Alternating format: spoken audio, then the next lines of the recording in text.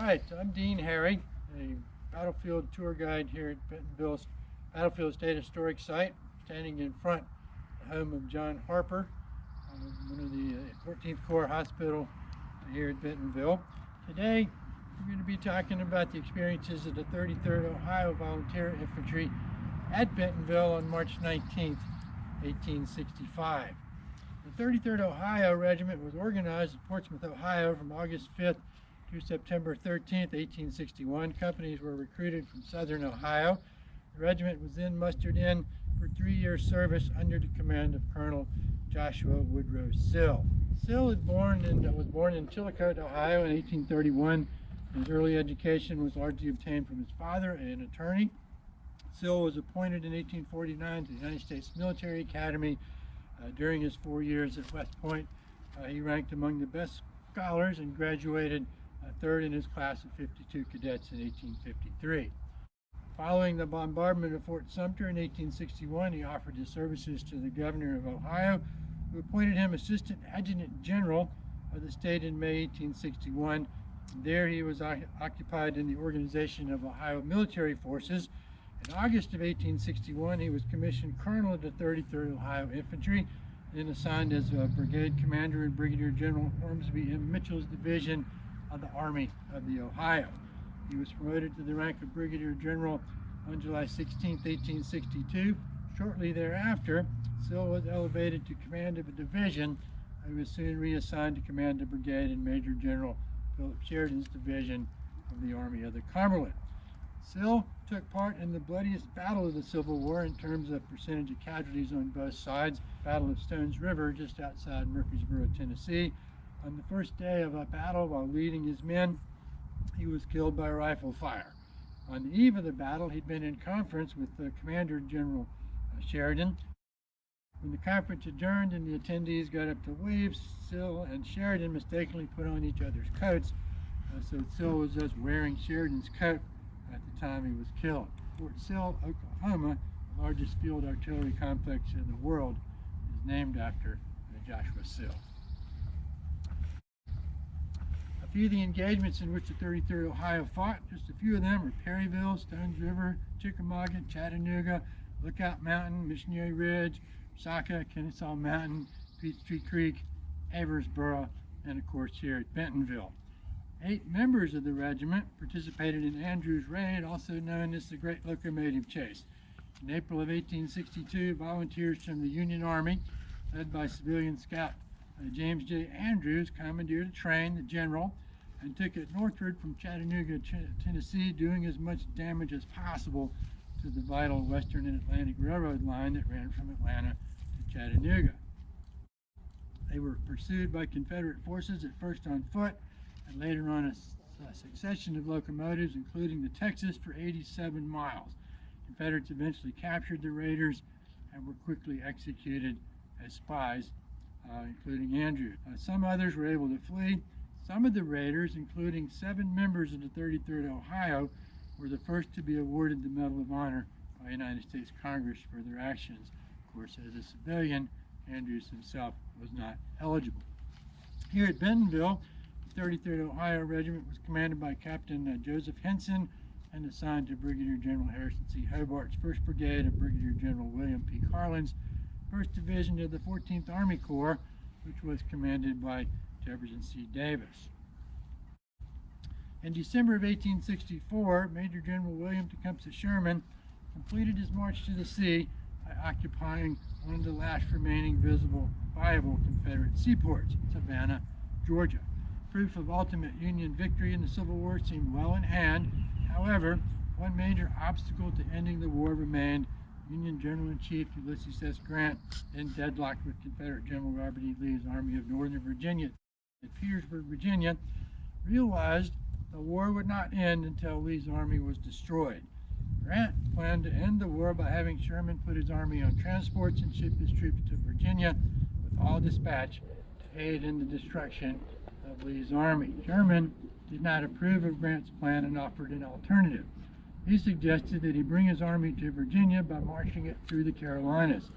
Sherman believed this would have a direct and immediate bearing on the Virginia campaign by inducing thousands of Southerners in Virginia to desert.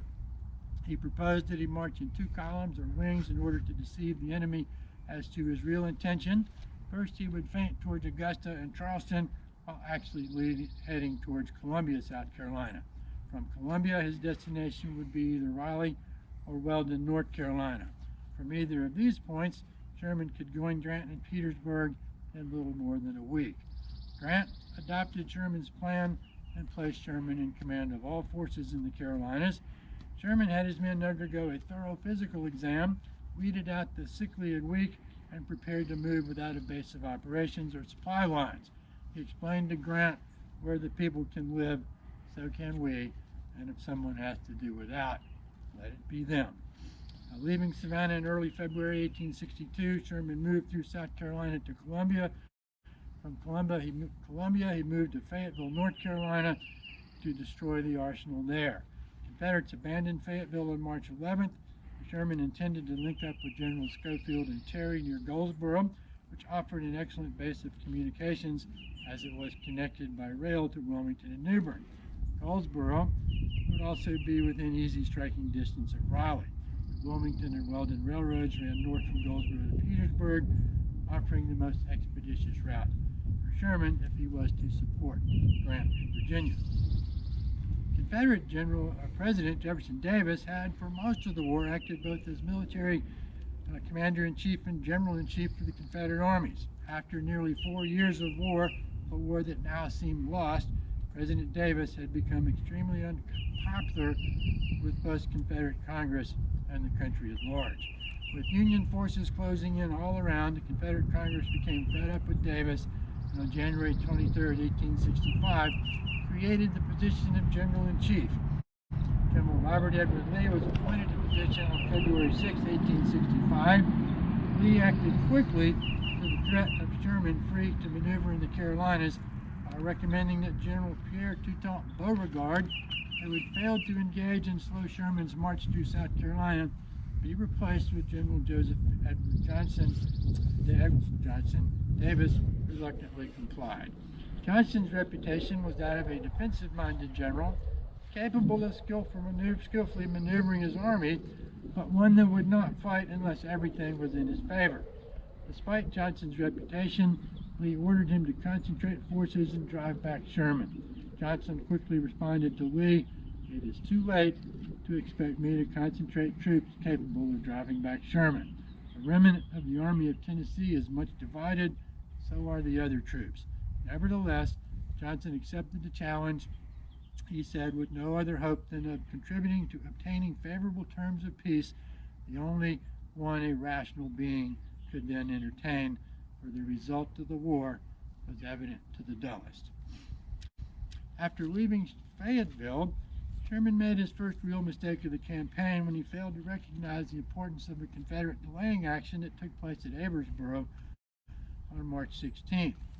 Sherman inferred that battle was an attempt to buy time to concentrate a Confederate force to defend the city of Raleigh. Union Cavalry Commander Major General Hugh Judson Kilpatrick reported the Confederates had burned the bridges over rain-swollen Mill Creek on what was mistakenly reported to be the only avenue in Bentonville and Smithfield. Sherman concluded that Johnston was gathering his army and taking up a defensive posture around Raleigh. Now, with Johnston out of the way, Sherman would be able to open up his columns, spread out, utilize more roads, and sprint towards his real destination, Goldsboro, and the supplies and reinforcements that would be waiting for him there. By March 18, 1865, Sherman's army had neared the hamlet of Bentonville. The 14th Corps was in the advance. Brigadier General James Data Morgan's division was in the lead, with Brigadier General William Passmore Carlin's division following. The roads were nearly impassable due to almost continuous rain. Mounted Confederates had constantly been observed near the line of march. Early that afternoon, General Sherman, Slocum, Davis, and Carlin stopped at the farmhouse of the Cox family as the 14th Corps halted to let the 20th Corps catch up.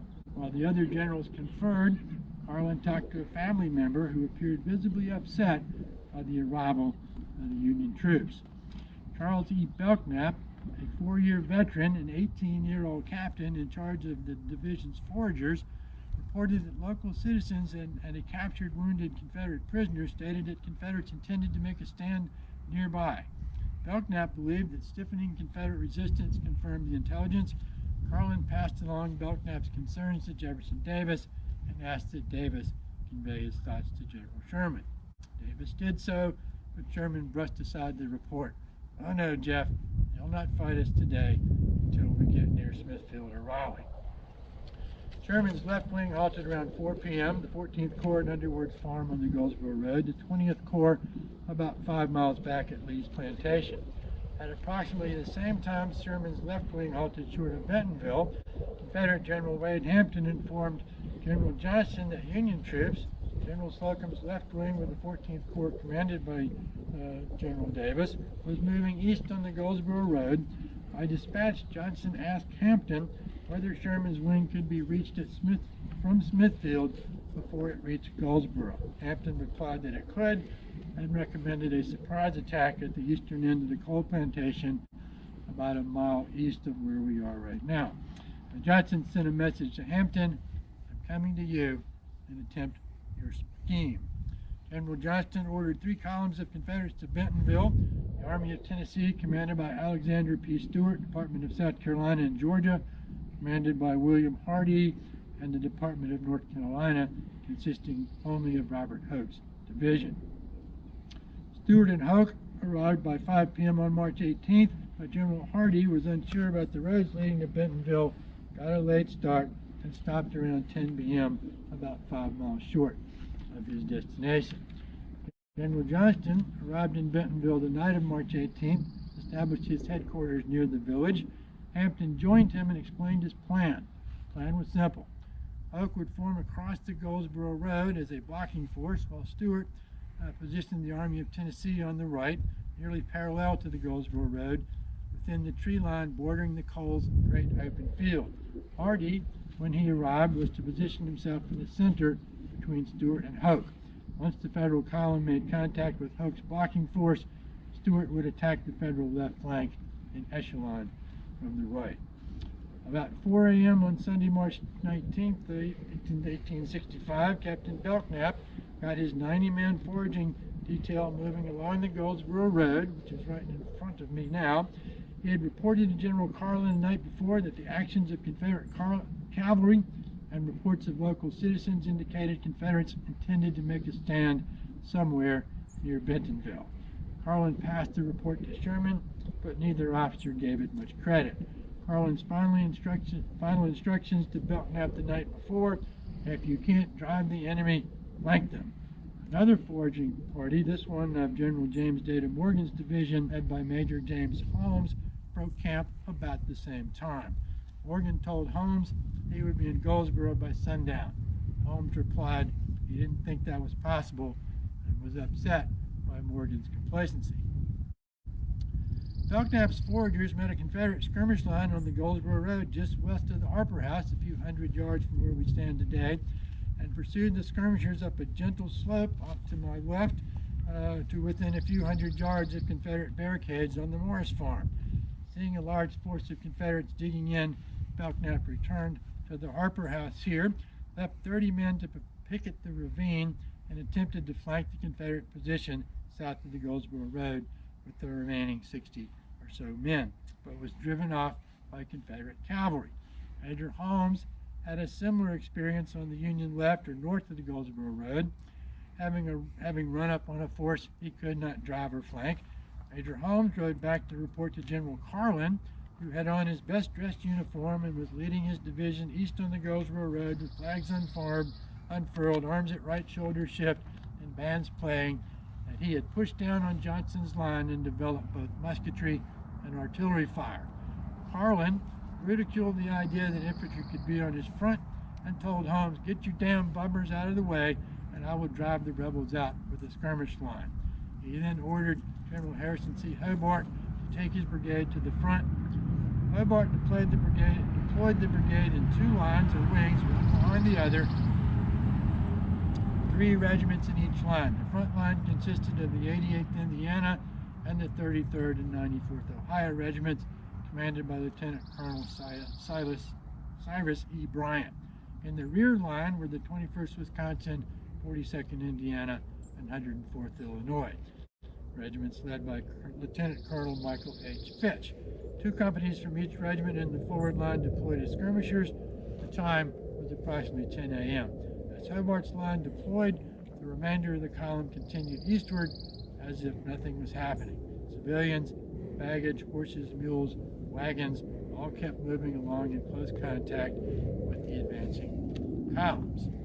So at our next stop, we'll be at the Morris Reddick farm where Hobart's line will make first contact with Confederates.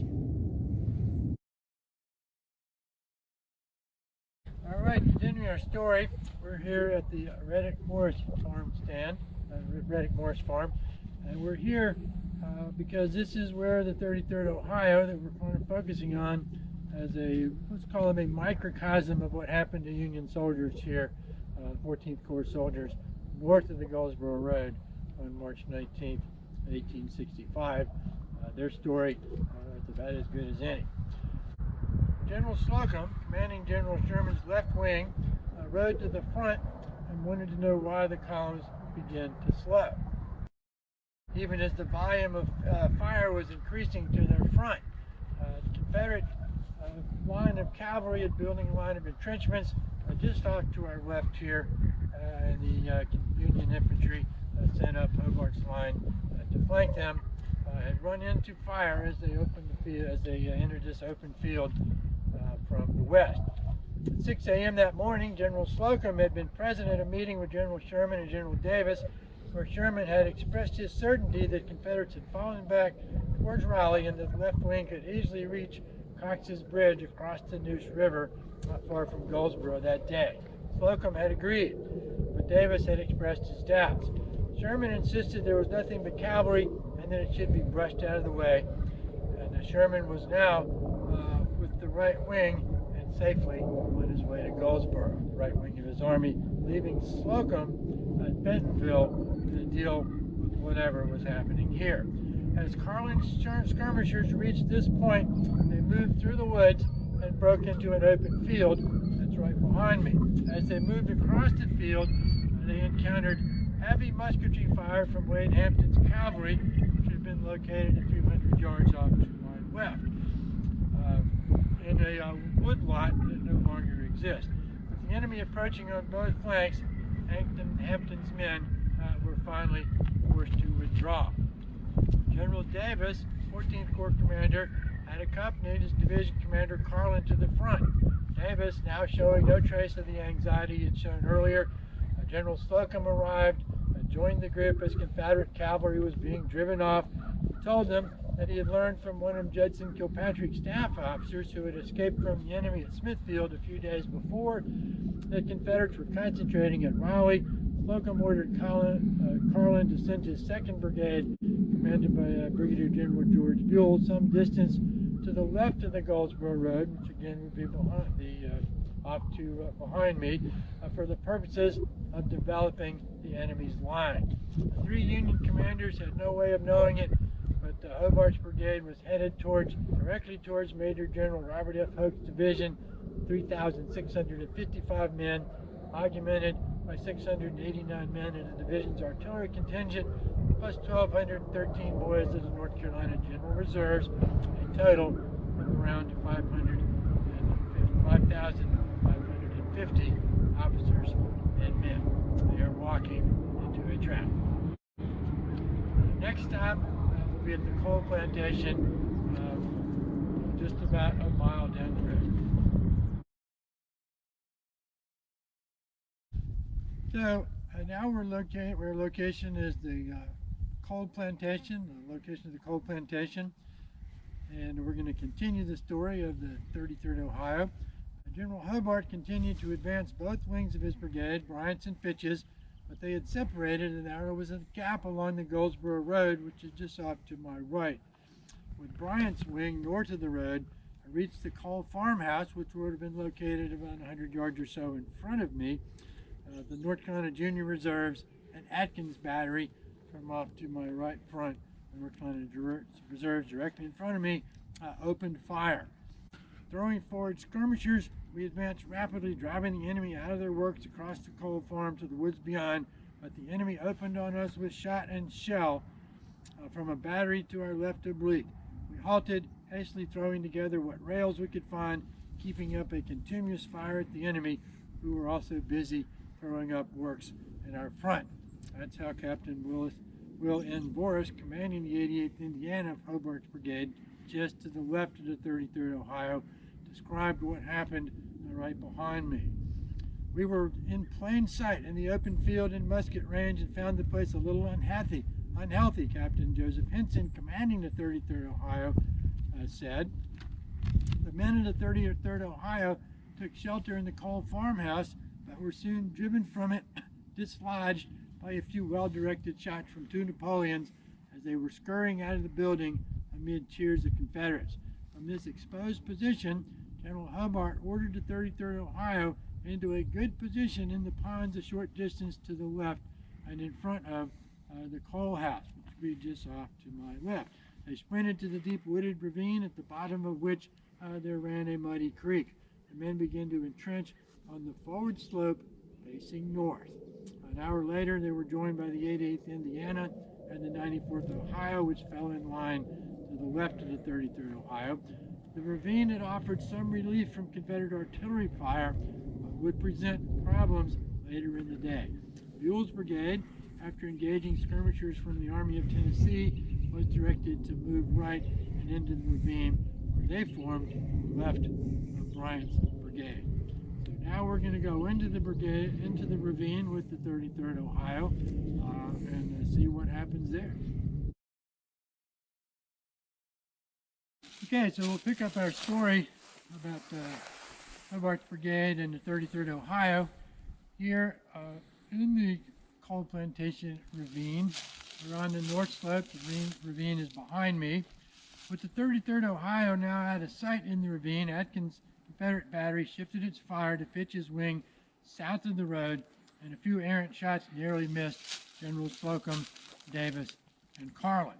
Fitch assumed that Bryant, north of the road where we are, was still in supporting distance, but he was wrong. He soon forgot about his left flank when Carlin pointed out an enemy force approaching Fitch's right flank. Fitch deployed one regiment facing east, with the other two swung back to defend against a flank attack from the south. Scoville's Union battery arrived at the front and deployed to support Fitch.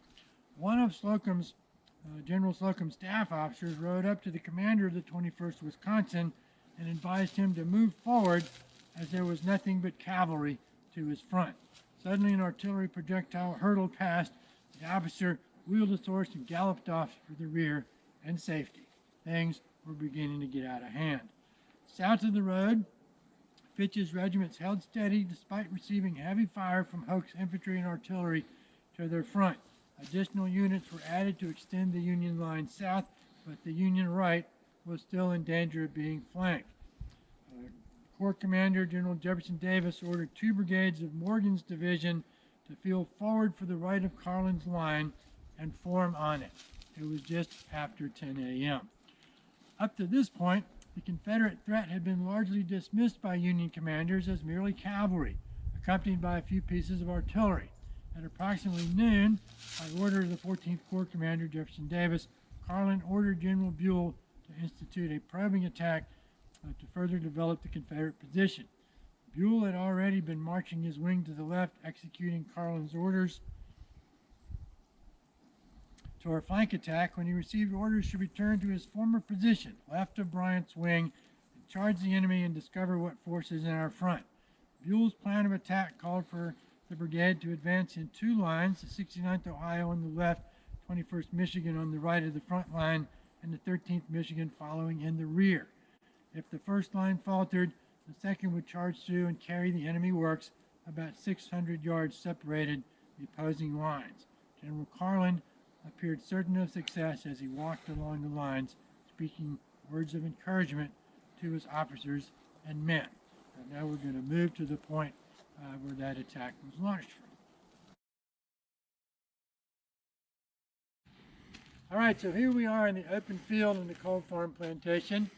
The southern line would be a few hundred yards behind me, we're essentially standing in the edge of the woods from which Carlin's brigades will be attacking. At noon, the order rang down the line and the Federals sprang forward, leaving the cover of the ravine and ascending up the slope to its front. Confederate skirmishers opened fire as the Union line came into view. Behind them, Confederates who had been busy entrenching dropped their shovels and grabbed their muskets as the skirmishers retreated back into their lines. Bryant's wing on the Union right, to my left now, advanced obliquely as if expecting to strike the Confederate flank. Confederates held their fire, allowing Union soldiers to approach as close as 40 yards before the Confederate line erupted in a blaze of gunfire. On the right of Bryant's line, which would be off in this direction, the 33rd Ohio's advance was slowed by a hailstorm of canister fire from Hampton's horse artillery coming directly into their flank through the woods which they were advancing. Much the 33rd Ohio trailed behind the other two units. On the Confederate side, Major Thomas of the 42nd Georgia of Stovall's brigade shouted, "Hold your fire for my orders, and when you fire, give the rebel yell." Thomas recalled, "Bravely onward the enemy marched in grand style, nearer and nearer they came." Sergeant Tom Corn of the 32nd Tennessee thought McGuire was allowing the Yanks to come disagreeable close to us. He glanced back at McGuire, who seemed very calm, and just as it seemed they would run over us, he gave the order to fire. Major Thomas recalled, "A sheet of fire blazed out from our hidden battle line. We poured volley after volley into them, and great gaps were made in their line as the brave Federals fell everywhere. Their colors would rise and fall just a few feet from us, and many a gallant boy in blue is buried in the pines who held Old Glory up for a brief moment." The 94th Ohio, located on the left of Bryant's wing, closest to the Confederates, fell back, and on the right, the 33rd Ohio was pinned down by a barrage of canister and small arms fire 300 yards short of the rebel line. The 88th Indiana stood alone in the center until ordered to withdraw after losing most of its officers and many of its men. Hobart finally ordered the regiment to withdraw before Confederates could inflict even more damage. At the same time, Bryant attacked from the Union right, which would be to my left, over here to my right. At the same time, Buell's brigade marched into a withering fire left of Carlin's line. This would be off in this direction. Federals enjoyed a brief regiment as the skirmishers passed back into the main Confederate line. The rebels held their fire until the Union line was scarcely 50 yards away. Lieutenant Charles Brown of the 21st Michigan recalled, "They opened fire and gave us an awful volley. The front line faltered, and the 13th Michigan, following in the rear, charged through. Their commander, Major Willard Eaton, and the regimental color bearer led the way as the Michiganers gave a yell and rushed to within 30 yards of the Confederate line. Lacking fortifications, the Confederates began to give way. The right flank of the Army of Tennessee had begun to crumble when two shots ruined the opportunity of the Federals to rout the Army of Tennessee. Major Eaton was shot through the brain, and the color bearer was severely wounded. Even though the 69th Ohio and 21st Michigan formed on the 13th, neither regiment would advance further. Private William Carroll of the 13th Michigan thought it was just as well. We could have went in the works easy enough. The rebels all nearly went to the left, but if we had went in, they would have come in on our left and taken us all prisoners." As Buell's attack faltered, Bryant's wing fell back, exposing the 21st Michigan out here to an enfilading fire from Stovall's brigade and from Hampton's horse artillery, which would have been located off in this direction. Lieutenant Brown wrote, "I did not love how they pitched iron and lead into us. By Jove, it looked hard to see intimate friends blown to pieces before your eyes, but such is life." When Confederates saw the blue line waver, they rushed back to their positions, and the added weight of their fire proved too much for Buell's brigade. A few Union soldiers that had ventured too close to the Confederate line threw down their weapons and surrendered, while the rest fell back to the cover of the ravine here in front of me. The probing assault had been a bloody failure. Afterwards, Confederate General D.H. Hill rode triumphantly among the Army of Tennessee troops and complimented them on the repulse of the Yankees. On the opposite side, General Buell rode among his men and roundly criticized them before faltering for the enemy works, causing Lieutenant Brown to comment, "Buell, our brigadier, is a regular mutton head and is cordially hated throughout the brigade." As a result of Carlin's probing attack, the Union lost several hundred men killed, wounded, and captured. They now knew there was a strong but still undetermined strength to their front. General Slocum was forced to admit that he faced something more than cavalry, but was still unwilling to concede that he faced a serious threat. But during the attack, 3 galvanized Confederate prisoners were captured and taken to General Carlin. They reported they were former Union men who had been captured and had enlisted as Confederates to avoid starvation. They told Carlin that Confederate General Johnson was there with a large force and planned to destroy the Union left wing and then fall upon the right wing. Carlin placed one of the men on his own horse and forwarded him to General Slocum.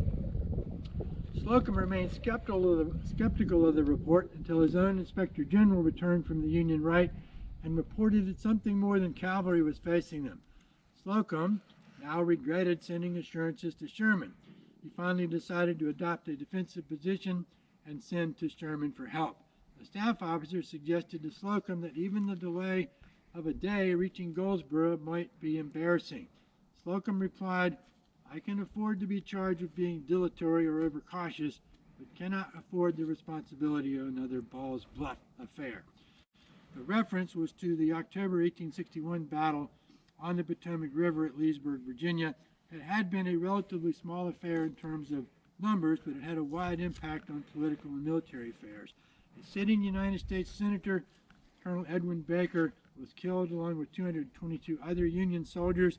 The bodies of some of the Union dead had drifted down the Potomac River past Washington. At the Ball's Bluff battle, a small reconnaissance party followed by a raiding party had turned into a disaster for the Union when troops were unable to cross the river in sufficient numbers to hold off ever-increasing numbers of Confederates.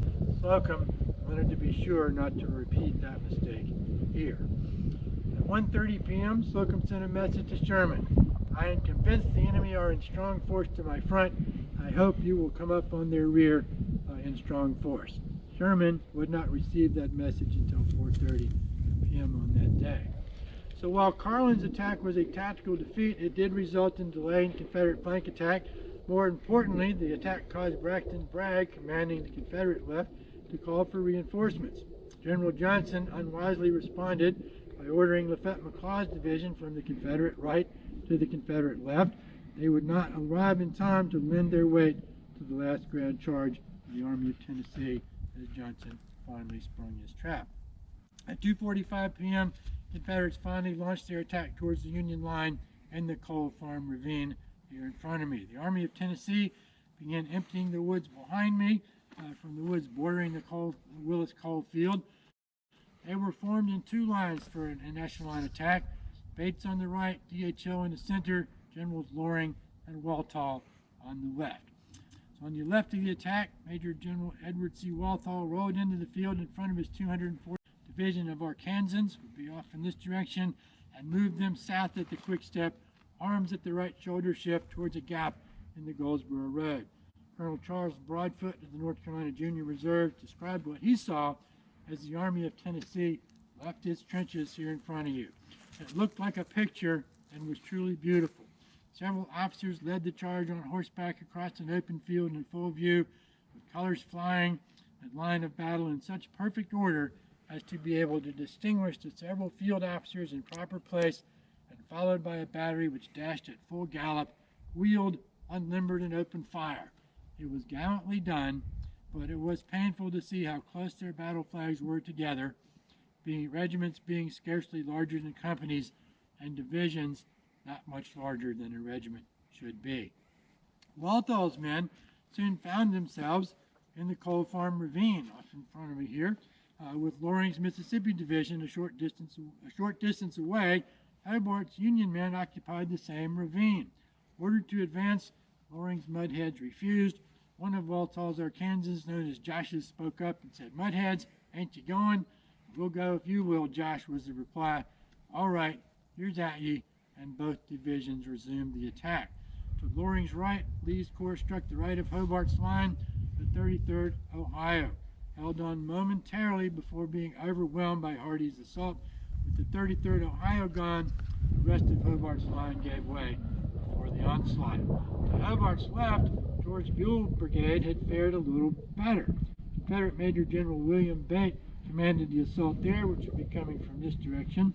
Led by the 2 brigade remnants of Patrick Claiborne's old division, Confederates had become tangled when the assault began, and Bate was forced to deploy his second line forward early in the attack. Extraordinary fire discipline by the 13th and 21st Michigan Regiment slowed Bate's advance. General Carlin, standing calmly behind the Michigan regiments, could see the Confederate line overlap the Michiganers on both sides. Buell, standing near Carlin, looked to his right and was stunned to see Confederates swarming where Union men had been, where Bryant's brigade had been. He looked at Carlin for orders to retreat and found Carlin firing a musket at Confederates to his front. Realizing that Bryant's wing had been routed, Buell ordered the retreat, leaving his commander to fend for himself. And Buell's brigade joined the stampede from the rear. General Carlin, now on foot, having given his mount to the courier, and still dressed in the brand new uniform of a brigadier, somehow managed to walk away from the rebels, now scarcely 30 yards away, avoiding a hail of gunfire as he exited the field. Carlin's division had been driven from the field in a perfect rout, but the Union had not yet lost the day. Now it would be up to Brigadier General James Data Morgan's 2nd Division of the 14th Corps, fighting south of the Goldsboro Road, to hold Confederates Bay long enough for Slocum to prepare defense at the Morris-Reddick Farm.